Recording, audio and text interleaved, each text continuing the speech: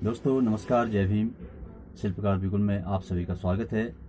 दोस्तों, वर्तमान में कई सारी ऐसी घटनाएं घटी हैं जो, जैसे अभी ताज़ा तरीन जो घटना है वो हरिद्वार की अंकिता मर्डर केस।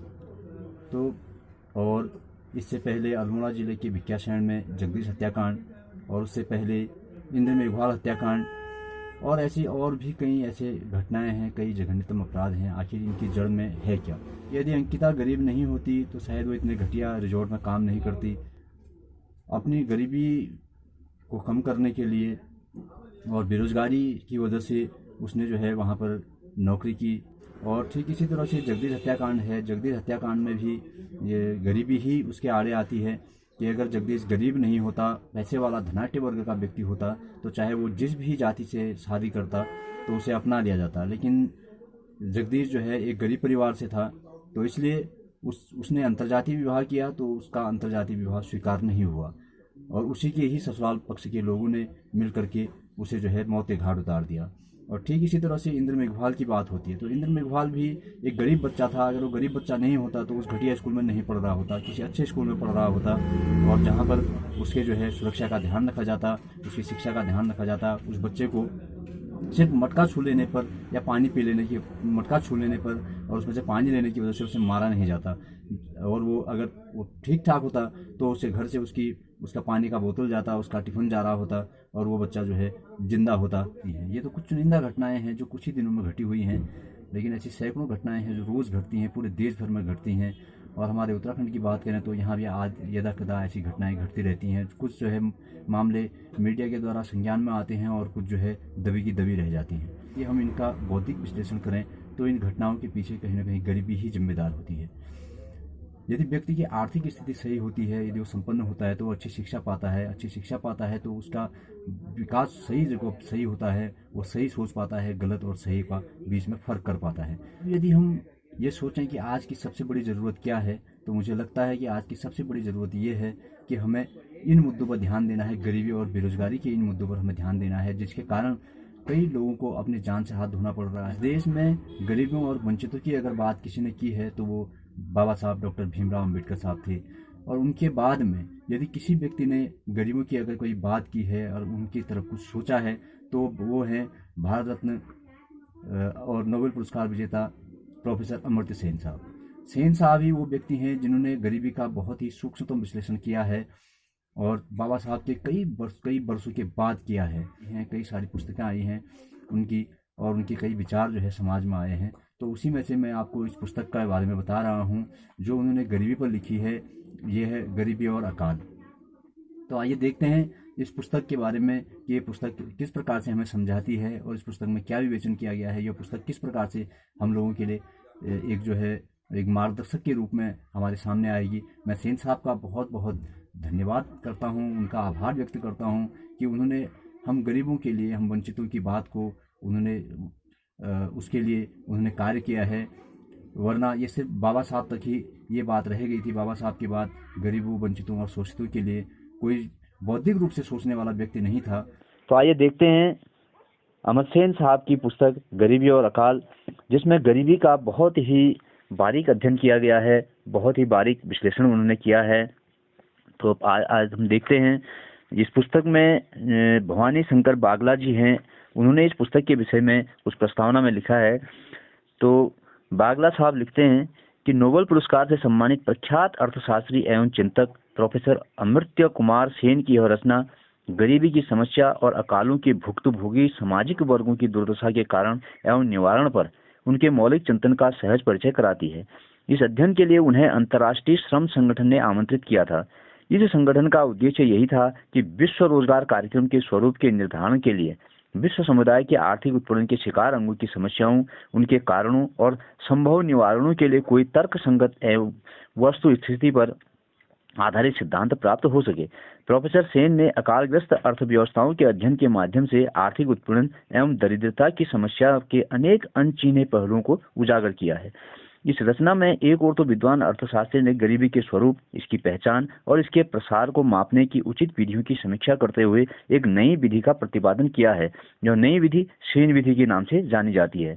समाज के विभिन्न समूहों के बीच सापेक्ष अभावों वंचनाओं के आधार पर उन समूहों के अपने दृष्टिकोण के अनुरूप ही गरीबी के स्तर का निर्धारण करती है। इसकी सबसे बड़ी विलक्षणता है समाज के गरीब वर्गों के बीच आंतरिक आय के बंटवारे के स्वरूप में आ रहे परिवर्तनों को मूल्यांकन का आधार बनाना। इनसे पूर्व के अर्थशास्त्री या तो गरीबी रेखा का निर्धारण कर अपने कर्तव्य की इतिश्री मान लेते थे या फिर उस रेखा के आधार पर गरीबों की संख्या का अनुमान लगाकर संतुष्ट हो जाते थे। जो पूर्व के जो अर्थशास्त्री थे उन सबका काम यही था कि वो सरकार को खुश करने के लिए उन लोगों ने काम किया था और इस तरह के आंकड़े बनाए थे कि लगे कि भाई गरीबी कम हो गई है, गरीबी है ही नहीं। तो इस तरह के जो सारे अर्थशास्त्री थे, जो इनसे पूर्व के जितने भी अर्थशास्त्री हैं, जो भी आयोग जहाँ पर गरीबी के लिए बने हैं, तो उन सब का काम यही था कि सरकार को खुश करना। उनने सिर्फ सरकार की चापलूसी की और उसके अलावा और कुछ नहीं किया। तो वो लिख रहे हैं, वो कह रहे हैं कि प्रोफेसर सेन का आग्रह है कि गरीब लोग कितने अभावग्रस्त हैं और उनकी दशा में किस दिशा में परिवर्तन आ रहे हैं, इन दो बातों पर विचार किए बिना गरीबी की समस्या का सही निदान संभव नहीं होगा और सही निदान के अभाव में सही उपचार कैसे संभव हो पाएगा। तो वो कह रहे हैं कि गरीबी का उपचार जो है वो संभव है ही नहीं जब तक जो है उसका सही निदान नहीं होगा, सही निदान के अभाव में उसका सही उपचार भी नहीं हो पाएगा। इस पुस्तक में प्रोफेसर अमित सेन ने अकालग्रस्त अर्थव्यवस्थाओं में अति पीड़ित समुदायों की दशाओं को दूसरा मुख्य मुद्दा माना है। उन्होंने 1943 के बंगाल के अति भयावह अकाल, जिसका उनके किशोर मन पर बहुत गहरा प्रभाव पड़ा था, को अपने अध्ययन का आदि बिंदु माना है। जब बंगाल में अकाल पड़ा था तो वो बहुत छोटे थे और वो किशोर थे, तो उनके मन पर जो है उसका अभाव भी पड़ा था। उन्होंने प्रत्यक्षतः यह देखा था कि किस प्रकार अन्न के भरे भंडारों के दरवाजे पर भूखे नंगे लोग तड़प तड़प कर मर रहे थे एवं कानून व्यवस्था के रखवाले इन दरिद्रों के जीवन की रक्षा से कहीं अधिक महत्वपूर्ण अनाज को उनके पेट में जाने से बचाने को मान रहे थे। उन्होंने उनको अनाज दिया नहीं। इसी संदर्भ में औपनिवेशिक प्रशासकों की मानसिकता पर भी उन्होंने बहुत करारे प्रहार किए। लेकिन तब भारत में अंग्रेजी शासन व्यवस्था थी। बंगाल के बाद प्रोफेसर सेन ने 1968 से 1974 के मध्य अफ्रीका महाद्वीप के अनेक देशों में पड़े अकालों का अध्ययन किया। साथ ही पुनः बांग्लादेश की इसी अवधि में हुई अकाल ग्रस्तता को भी उन्होंने अपने अध्ययन की विषय वस्तु बनाया। प्रोफेसर सेन ने पाया कि किसी भी अकालग्रस्त अर्थव्यवस्था में कुल उत्पादन और प्रति व्यक्ति उत्पादन में गिरावट नहीं आई। यही नहीं, औसत पोषक तत्व उपभोग में भी गिरावट के स्थान पर किंचित वृद्धि के ही प्रमाण मिले।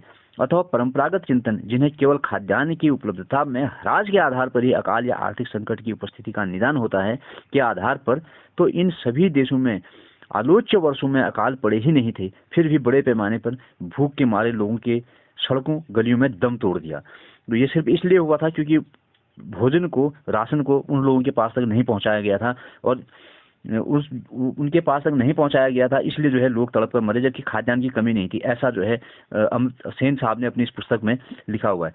आखिर ऐसा क्यों हुआ, वो क्वेश्चन कर रहे हैं, प्रश्न कर रहे हैं। इस प्रश्न पर विचार करते हुए सेन का आग्रह है कि समाज में आय, संपत्ति और उन पर आधारित क्रय शक्ति के माध्यम से खाद्य सामग्री पर अधिकार कर सकने की क्षमता, यानी ये विनिमय अधिकारिता में हुए परिवर्तन ही इन भीषण जनहानि की समीक्षा कर सकती है।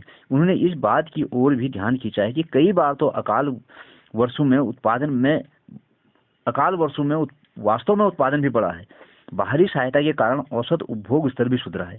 खाद्य पदार्थों की कीमतें स्थिर प्राय भी रही, लेकिन इथियोपिया तथा अफ्रीका के साहिल क्षेत्र के देशों में तो पशुधन आश्रित आहार सामग्री के सस्ते होने के प्रमाण भी मिले। फिर भी समाज के अच्छे खासे बड़े समुदायों का खाद्य सामग्री पर से अधिकार छिन गया। इसके कारणों की समीक्षा करते हुए उन्होंने पाया कि कहीं तो समाज के गरीबतम समुदाय की संपत्ति माटी के मोल बिक गई, तो कहीं उनके लिए रोजगार के दरवाजे भी बंद हो गए। कहीं तो सारी संपत्ति बिक गई और कहीं उनको रोजगार ही नहीं मिला। इन सभी कारणों का मिला जुला प्रभाव यह रहा कि समाज के आर्थिक दृष्टि के सबसे कमजोर वर्ग और दीनहीन दशा को प्राप्त ही भूखों मरने को बाध्य हो गए। जो समाज का सबसे कमजोर व्यक्ति था और जो दीनहीन दशा में था, उसे ही वही जो है भूखा मरा था।